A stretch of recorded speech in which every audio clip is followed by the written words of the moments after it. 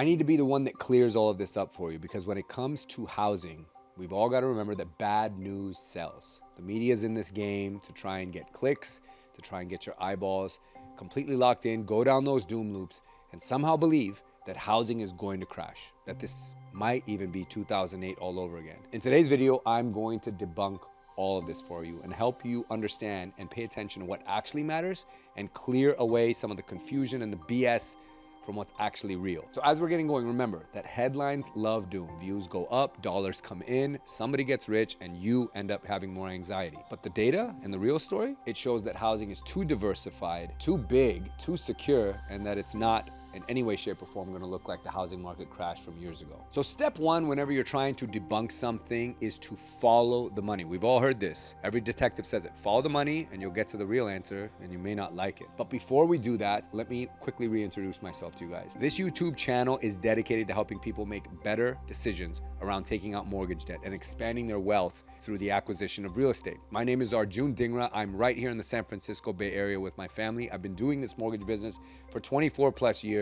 I know that makes me crazy, but I'm stuck in it and I love helping people. For the last several years, we have assisted so many first-time home buyers, families, and individuals acquire real estate here in the Bay Area, where it is often thought of as impossible, but we help them break through and win with the right strategy. So if I can be of any help to you, please reach out to me via Instagram at Arjun Mortgage, and me and my team would be honored to assist you in any way we can. Now let's get into today's topic. So in following the money, let's look at housing's share, its actual piece of the overall pie when it comes to the US economy. The real powerful number, guys, is that housing is roughly 16 to 17% of US GDP, and it's split up into two parts. First is RFI, or residential fixed investment. This comprises of anywhere between 3 and 6% of GDP. It entails new construction, commissions, remodels. The other component, which is roughly 10% plus or minus of GDP, is housing services, which is calculated with rent plus owner's imputed rent. Now combined, these average anywhere between 15 and 18% historically. As of late, that number has been running closer to just under 17%. So in quick summary, guys, housing shows up in GDP when we build and sell a home unit or piece of housing stock every single month. When we build and sell, and every month that we actually live in that home, which is the imputed rent. It's not a niche, it's a core engine of the US economy. And again, it's just too big to dismiss. Okay, moving on to part two, which is why this is not 2008 and why 2008 in and of itself was really a one-off. First of all, mortgage qualification standards and the criteria to actually get a loan, if you haven't heard, is very tight. Yes, credit is expanding and there's lots of loan products out there, but the credit standards in order to be able to obtain these mortgages remains really high. So the quality of the buyer or borrower, I should say, in the United States is very, very high. High credit scores, high reserves, strong employment history. They are truly creditworthy. And in 2008, that was not the case. In fact, in many cases in 2008, you didn't even have to state that you were employed in order to get a mortgage. So it's no wonder that the market crashed in the way that it did. Now let's talk about delinquencies, which are very healthy in the US. Currently, in 2025, we're sitting at an overall mortgage delinquency rate of 3.9%. That is well below the long run average of 5.2%. And here's the key stat, guys. Foreclosure starts are actually less than 1% right now, meaning the amount of homes entering into foreclosure is less than 1% of the entire stock of homes. So this is clearly not 2008 vibes. Now here's one of the most powerful components, and that is the equity cushion. The US homeowner is in the strongest shape ever in the history of housing here in this country, sitting on roughly 17.3 trillion with a T dollars in tappable equity. This means that nearly half of all the mortgaged homes are actually truly defined as equity rich. Buyers have more skin in the game. They've got more to lose if they were to walk away from or default on that mortgage, which means the likelihood of them doing so remains slim to none. So now let's get into what is actually bullshit versus what's not. Again, the media wants you to think that the market's crashing, and it's important that you separate fact from fiction, doom from actual opportunity. So let's talk about a few headlines that you've probably seen and add some context to them so that it can clarify it for you. Now, this isn't spin, guys. I just want everyone to understand at the end of the day that there is an intention or a motivation when the media puts out a headline. But the real truth, if you read in between the headlines or go beyond the headline, probably a better way of saying it, you'll see that there's real strong data to support why this remains a very good asset class if you want to enter it. Okay, so the first one, foreclosures are soaring. There was articles about this over the last year, even 2 years, that they were up some triple-digit percents. But for everyone out here that knows a little bit of math, if you start at 0 and you go to 1, what percentage increase is that? It's 100%.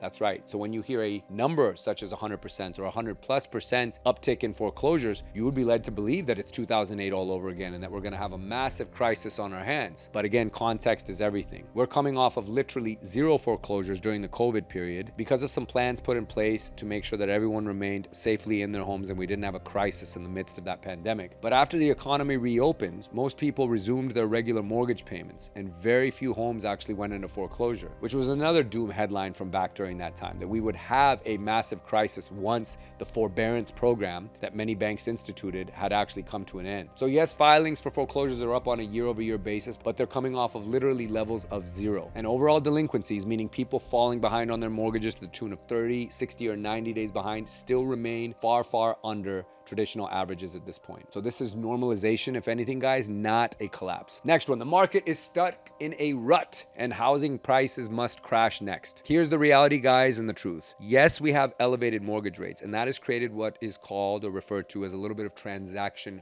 gridlock. Some people are locked into some very low rates and they're staying in their homes, electing not to sell right now because they don't want to give up that cheap payment. Demand remains high and we still have a huge imbalance of supply to demand. So if you have very few homes to choose from, not many people selling, and still a lot of people with their hand in the air saying, I want a home, irrespective of where mortgage rates are at, what do you get with prices? They either stay the same or they continue to climb. Most forecasts across all 630 micro markets in the United States project flat to modest price increases or growth, but no crash again. Then there's the 2008 headline all over again that the market's gonna crash. Let me repeat, guys, it cannot crash because we have too tight or very strict credit guidelines for borrowers here in the United States who take out mortgages. The products that they're in are very long-term and healthy, for which they are well qualified to make those payments. The labor market, although it's showing some cracks, is suddenly not going to burst or completely break down. So long as people remain employed, they'll always have means of making those mortgage payments. And let's never forget the amount of equity that people have in their homes. They'd be foolish to walk away from that home. In 2008, people walked away because they had no skin in the game. When you put down $0 and you purchase the home for the sales price and then the price of the home suddenly crashes, you're upside down. So why wouldn't you walk away? Not that I justified that action, but if you have nothing to lose, there's not really much incentive to stay there, especially if you don't care about your credit. And that's exactly what happened to a lot of people. But right now, people would be foolish to walk away from the equity they have. So if anything, if they can no longer afford their housing payment or they just need to get out, they will sell and sell with a profit and take that money and likely do something else. At the end of the day, guys, we have to always remember these headlines will come and go and people will click on them and people will make money from those clicks. But so long as human beings are around on this planet, there will always be a need for shelter. Whether it is government subsidized shelter, it is paid by way of rent or through a mortgage. People will always need a roof over their head. So housing is just too important. It's too necessary to just go away or be disregarded as something that's not a big part of the economy. And that leads us into the next section, which is all of the jobs and the ripple effect that are created from a single housing transaction. There was a recent headline that came out on CNBC, and it was from a Goldman analyst saying that housing is going to be the weakest sector of the economy. This was another classic example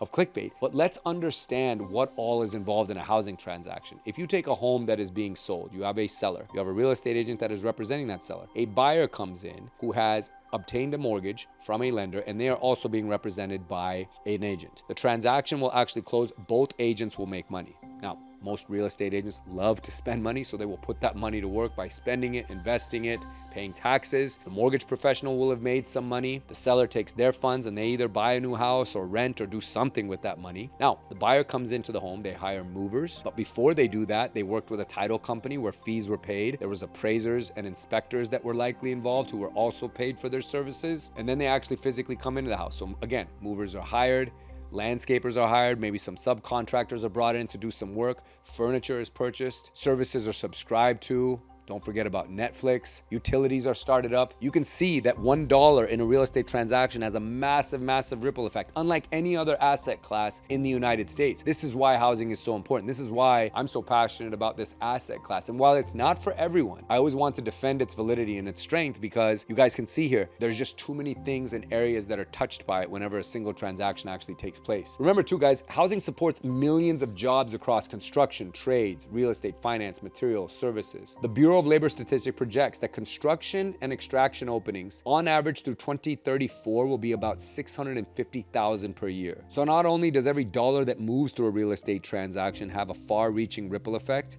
the amount of people that are employed or are involved in such transactions is just a massive, massive part of our labor force here. Now for what I think is actually the most important component that we have to consider, which is why owning supercharges one's wealth. There is a 40x component, meaning the difference between an owner and a renter in terms of what it does to the overall net worth, the financial trajectory, and the impact, generationally speaking, to that family going forward. The median net worth of a homeowner is just under $400,000 versus a renter, which is about $11,000. So it's nearly a 40x gap. Home equity growth was a huge driver in this space between 2019 and 2022, which were the COVID years. But with modest appreciation rates, you still see a lot of strength in owning a home versus renting one. So at the end of the day, all of your core findings are going to be consistent here, that ownership equals a massive wealth delta. And here's some additional context, guys. 46% of mortgaged homes are equity rich, as we talked about. The average tappable equity in a home is roughly $195,000, which is a built-in buffer and a wealth engine for people. If they ever need to tap that equity for an emergency, to make an additional investment, to consolidate debt, it's there for people. So guys, in conclusion, you remember that bad news sells, but good decisions will build wealth. And if you want a data-driven path to buy, to invest in, to expand your wealth by way of real estate, particularly here in the Bay Area, make sure you subscribe to this channel and like this video so that we can reach more people with content like this. And again, reach out anytime. My team and I would be honored to assist you guys in any way we can. We will help you come up with a game plan, whether it's for the short term or the long term, on how ownership, whether it's investment or a place for you to live in, can get started. Always remember, separate the fact from fiction and go beyond the headlines. If you ever have questions, feel free to reach out, but most of this is stuff that you can investigate on your own. Remember that the media has an agenda, and again, when you look at the data, it's just too strong. It's not going anywhere. That's why housing is the ultimate champ as an asset class here in the United States. Thanks for watching and listening, guys, and I look forward to seeing you on the next video.